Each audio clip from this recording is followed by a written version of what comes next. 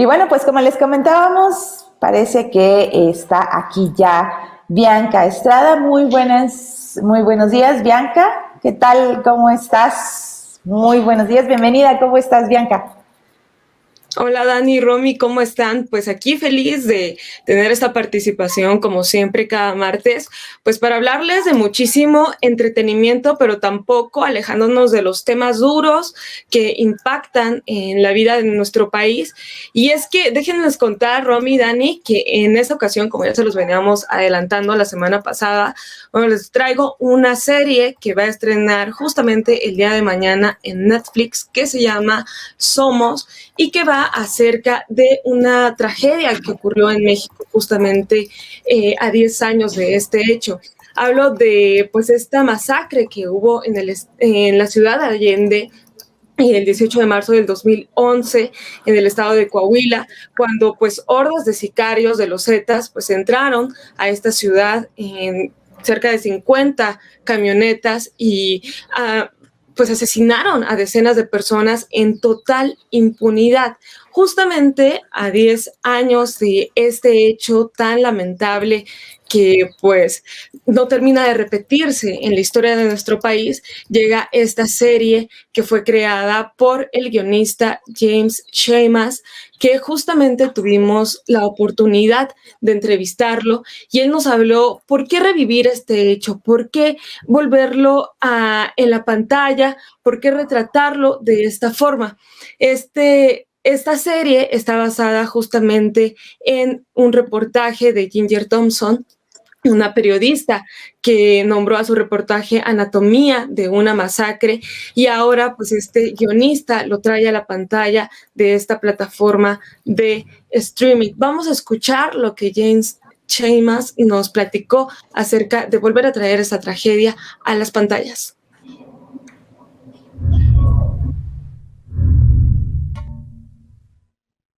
One reason to revisit this event is that it's not over. Right? So on the one hand, it's important to remember and to use our art, our skills, and our commitment to bringing to life these events that have been overlooked and suppressed. But at the same time, to acknowledge that this is ongoing and that the same structures of power and violence that create situations that result in tragedies like those in Allende are continually being produced and reproduced. And to put them in human context and to allow pop culture to present them in ways that are different and new, I hope, that are more human, may well help us to negotiate ways to break down those structures of violence.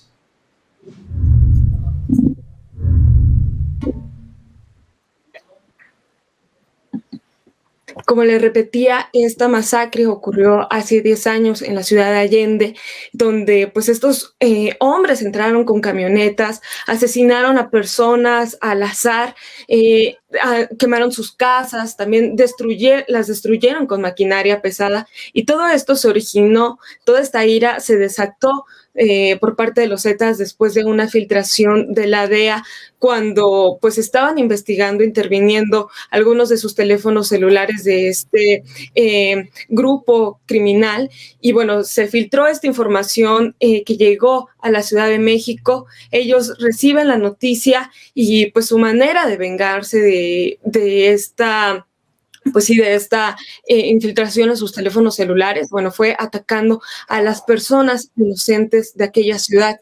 De esta masacre no se supo en ese momento, sino hasta años después, gracias a esta investigación que hace Ginger Thompson, que ahora trae pues James Schamus a la plataforma de Netflix. Para poder crear esta serie, bueno, este guionista requirió el trabajo de dos escritoras mexicanas, una de ellas es Mónica Revilla y la otra es Fernanda Melchor. Un trabajo que pues él buscó voces de mujeres precisamente para buscar los testimonios diferentes a los que ya hemos tenido acerca de estas historias que tienen que ver con el narcotráfico.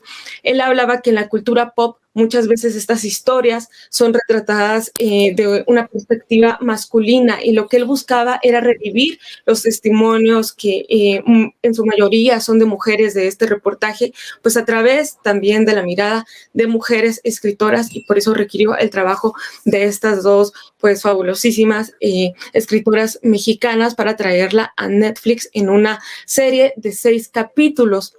Vamos a escuchar un poco de lo que nos pudo contar Fernanda Melchor acerca del trabajo que se hizo en esta serie, porque en realidad para poder retratarla, bueno, no se siguieron a pie de la letra, digamos, el reportaje de Ginger Thompson, sino que se retrató a través de la ficción. Solamente se tomaron algunos datos de este reportaje para poder retratar estas historias a través de esta serie. Vamos a escuchar a Fernanda Melchor acerca del trabajo realizado en el guión de esta serie.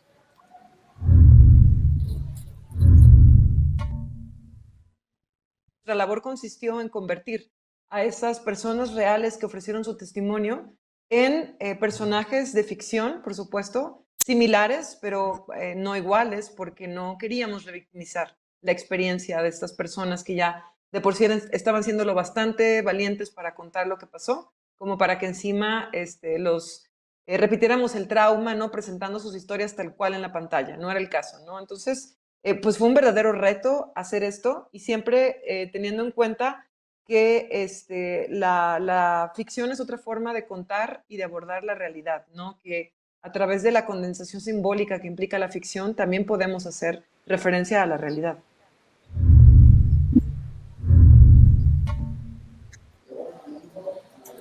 Justamente ahorita que estoy leyendo el chat de todos, de toda nuestra audiencia, bueno, veo que sí, justamente sale este tema de las narcoseries. Pues déjenme decirles que no, efectivamente, esta no es una narcoserie más.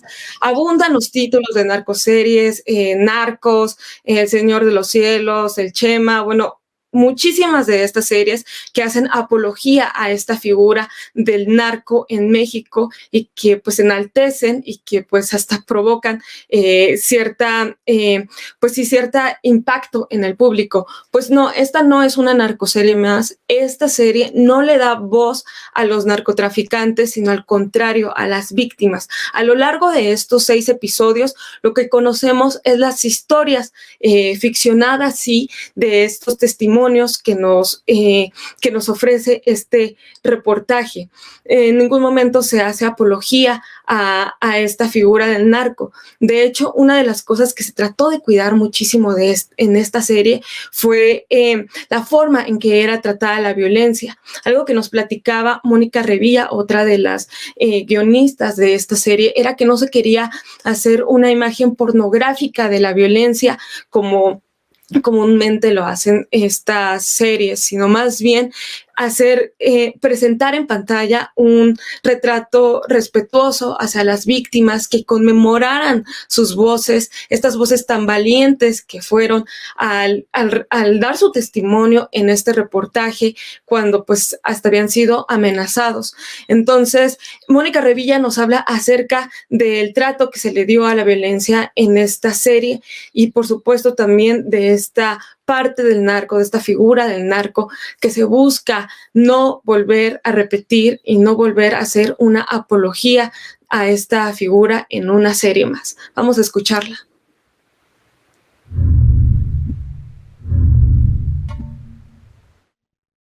Lo que no queríamos hacer era caer en la pornografía. Lo que no queríamos hacer era repetir la manera en que se trata la violencia normalmente en las narcoseries. Sentíamos que había una necesidad de contar la violencia que está pasando en este país de manera más realista y sin que sea un espectáculo, ¿no? Sin que sea un show para entretenimiento, sin tratar la violencia como decoración de fondo, por ejemplo, que en muchos otros proyectos se puede hacer así, y tratar de retratar la violencia de una manera más cercana, como realmente se vive la violencia a pie de calle, ¿no? La violencia muchas veces es una fuerza más sutil Por ejemplo, cuando ves un coche extraño y te asustas, cuando le dices a tus amigos que te llamen cuando llegan a su casa, en ese enunciado hay miedo y hay una conciencia de que nos tenemos que cuidar entre nosotros. Cuando te da miedo pararte en un alto por lo que te vaya a pasar, cuando estás caminando en la calle y volteas para atrás todo el tiempo para ver si alguien te está siguiendo. Así es como se vive la violencia muchas veces, ¿no? También hay explosiones y también hay balazos, pero creemos que era importante empezar con un volumen muy tenue la serie para irla escalando de poco a poco hasta el episodio final, que ya es el gran evento, ¿no? Sentimos que hacía falta reflejar las experiencias reales de una manera que pareciera más honesta.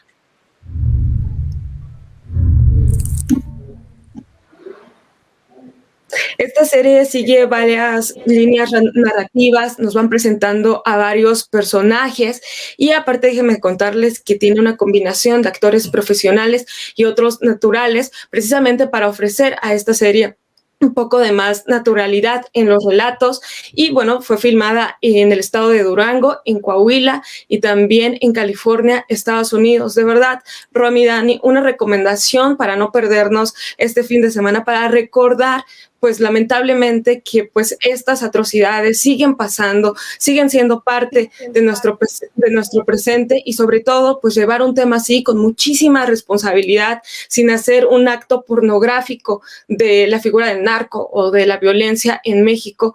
Esta es mi recomendación para esta semana. ¿Qué les pareció, Dani, Romy? Así es. Pues bastante buena, bastante, sí, muy interesante, Mónica, justamente porque es esta manera de abordar el tema del crimen organizado sin hacer apología, porque también había mucho de, antes se veía que cuando se veían estas narcoseries, estas argumentaciones de que es que hay que expresar la realidad, pero creo que una manera de expresarla y algo que rescato muchísimo que tú nos platicabas es como un retrato siempre guardando el respeto a las víctimas, porque vivimos en un país con cientos de miles de víctimas de una guerra del crimen organizado. Vivimos en un país con más de 83,000 personas desaparecidas, un país con muchas víctimas, entonces que es muy, muy interesante que nos presenten y nos recomienden una apuesta para ver, sin que se haga apología del crimen, que se haga apología de las estructuras de la delincuencia organizada. Y estaba viendo en el chat, tú, Bianca, creo que había como, no sé si hay un poco de confusión o alguien a lo mejor por ahí estaba un poco confundido, si se trata, tú ya nos decías que hay narrativas, que es una serie de narrativas, creo que por ahí había un poco de es una serie como tal con episodios.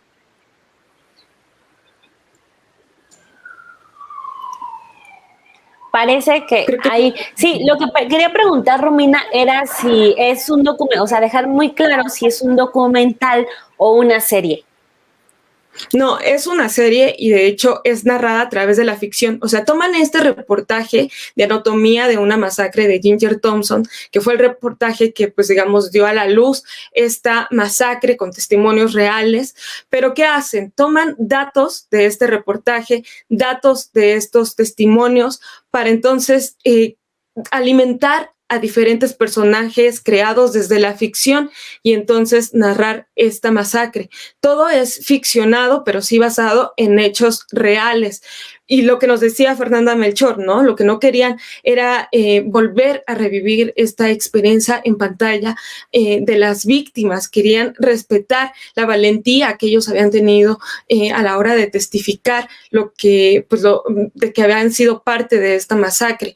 Y pues empezar a armar varios personajes con diferentes historias, personajes que bien representan pues lo que sucedió en aquel entonces y nos presentan otros temas también más complicados, por ejemplo, la trata, que está tan relacionada con el narcotráfico, pero también en contraste a eso, historias un poco más, digamos, ligeras, que nos hablan acerca del valor de la amistad, del amor de entre pareja, del valor de la familia. Entonces hacen ahí 6 líneas narrativas bastante interesantes que nos hacen más ameno pues todo este relato, y como ya lo decía también Mónica, lo que van haciendo es a lo largo de 6 episodios irnos relacionándonos con los personajes, irlos conociendo, para entonces sí, en un capítulo final, relatarnos ese día en el que pues muchas personas perdieron a sus familiares.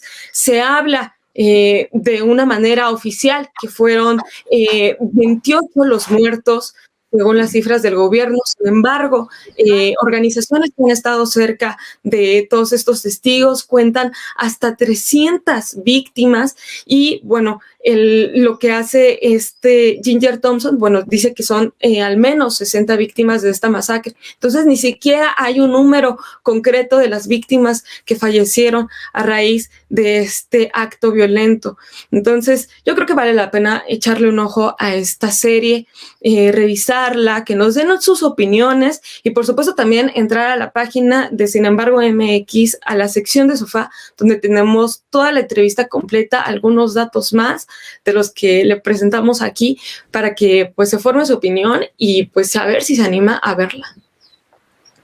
Claro que sí, Bianquita. Ya por último, creo que esta nueva serie se suma a varios esfuerzos de Netflix por hacer pues series muy, muy buenas sobre casos complicados de México. Me llega a la mente el documental, el de Marisela Escobedo. Ahora ya tenemos de Allende. Yo creo que ya poco a poco se va haciendo ahí un colchoncito de varias opciones para tratar estos temas, pues sí, del México de nuestros días, ¿no? Sí, de hecho sí, y qué bueno que lo mencionas, Dani, porque justamente para el mes de julio también van a estrenar un documental acerca del periodista Manuel Buendía, a los que por supuesto les vamos a traer toda la información, hablarles de este documental y pues a ver qué más información podemos recabar.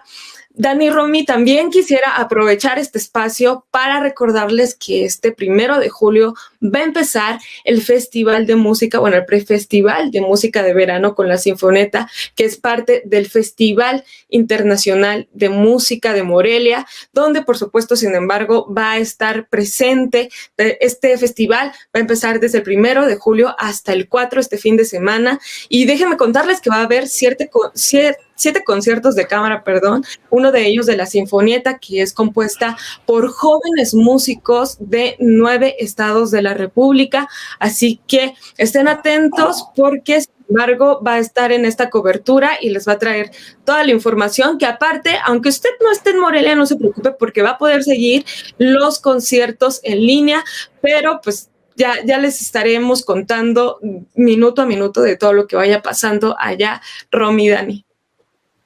Perfecto.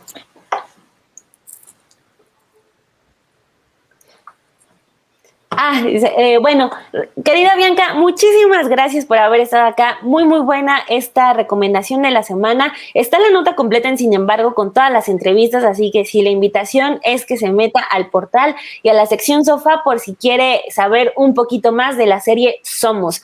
Muchas, muchas gracias, Bianca. Nos vemos el próximo martes o antes por lo de este tema del Festival de Música de Morelia. Sí, ojalá podamos conectarnos el viernes para hablar un poquito de todo lo que está sucediendo allá. Y, por supuesto, reitero nuevamente, métanse a sofá. Hoy también llega HBO Max a México. Entonces, les traemos información de todo, minuto a minuto en esta sección. Muchísimas gracias, Dani. Y pues que tengan un excelente martes.